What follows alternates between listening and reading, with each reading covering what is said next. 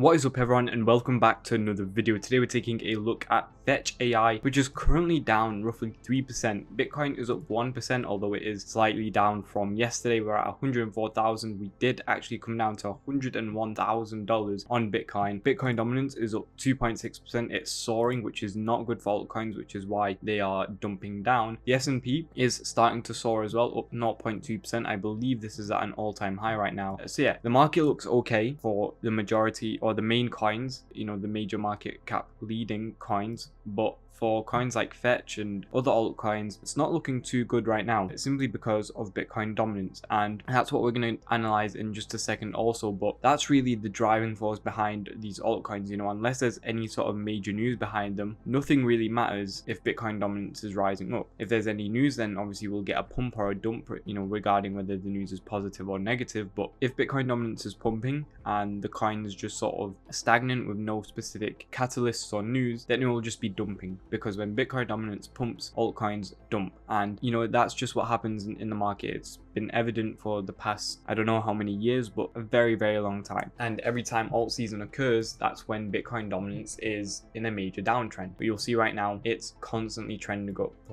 Right now it's up 2.65% today. It's looking like it's going to break this high, which is not good. If it breaks this high, it creates a higher high, and we're going to continue the uptrend where altcoins are going to keep on dumping. However, in the Discord, we have still been able to get some great calls out. We called ONDO, which is soared 200% profit for us, which is where we took profit. So yeah, really good day in the Discord. And if you missed that trade, then it's because you weren't in the Discord, which you should join up. It will be linked in the description, the first link there. Make sure you click join and join up so you don't miss out on any of those trades. Now back to Fetch. So if you'll remember a few videos ago, we've essentially been accumulating Fetch in this green box. This was our major accumulation zone, which was quite a while ago. This was in August in 2024. But we've also been accumulating in this yellow zone. So this yellow zone is slightly more recent. We tapped into it once in September, twice and 3 times again in October, and then again in January of this year. So this is a major support level. It's been used ever since the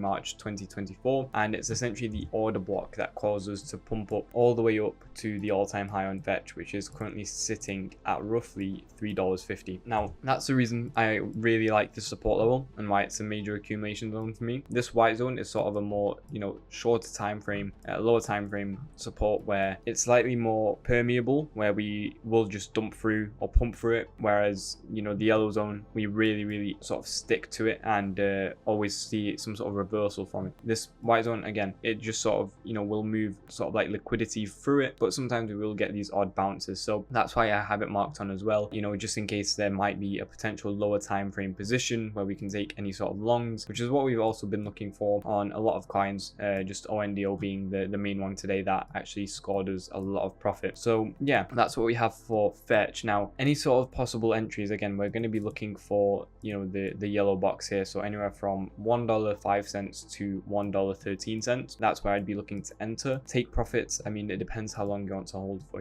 If we're holding long term, then I target at least the all-time high at $3.50, giving us a 3x gain or 200% profit. And stops, again, if it's spot position, you don't have to have any stops. If it's a long position, then we're going to be finding a lower time frame entry anyways, but I don't really see us dumping that much through this yellow zone. So yeah, it will probably have to come out when the trade actually hits. But again, we're not going to be entering just purely when we come down and sort of tap into the zone, because that's not an intelligent thing to do. Instead, we're going to wait until the market comes down, then we're going to come into a lower time frame like here. We're going to find a potential entry, like for example here we have an order block. You can find some sort of fair value gap, a liquidity sweep as well, and then enter off of that. Like here we had an order block, you could have entered at the tap, 50% fill or 100% fill of the order block. Even 50% fill would have worked to target the next highs, and you could have maybe secured some profits depending on your exchange. So that's usually the best way to do it. And this is on the hourly chart, and that's already 20% profit. 20x leverage, you're looking at nearly 500% profit. So yeah, I mean, trades are quite easy to find, especially in the current climate of the market. We have had a very volatile few weeks simply because of the inauguration inflation. Now that that's passed, it will be slowing down a bit until, you know, the next sort of major catalyst comes out. We also had the owner of Silk Road be pardoned and released from prison. He holds quite a large stake of Bitcoin,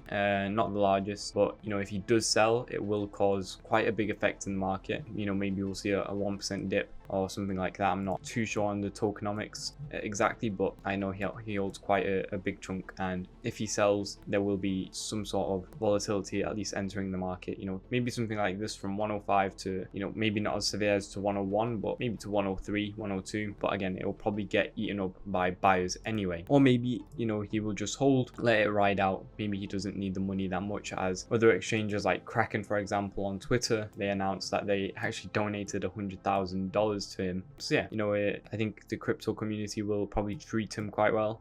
So you might not even need to sell the Bitcoin unless you really want to do so. Yeah, I don't think that will be too much of a hassle in the market, at least. So therefore it won't affect altcoins like fetch.ai all that much. Again, back to Bitcoin dominance. You know, this is the main sort of scare we have for altcoins and just for the market in general. You know, if we're going to be breaking past the high, then that's it. We're entering another sort of stage where alts are going to be absolutely terrible and they're just going to be dumping a lot. So yeah, we really need to see this reverse. Maybe it does, you know, some sort of fake out, comes back down, but overall, until we break through $2.7 thousand here on Bitcoin dominance, we won't really see any sort of alt season. I know other people as well use the percentage based Bitcoin dominance, but I just prefer using this one. I think it's a bit easier and slightly more precise. Now, fetch.ai is also in a downtrend. Currently it's descending, sort of what Polkadot did if we go back here on the daily chart, except Polkadot did it from May all the way to November. So quite a long time frame, you know, like Q2, Q3, Q4. Whereas fetch.ai is in a slightly shorter term sort of descending triangle. Again, I don't really like to play with these sort of retail based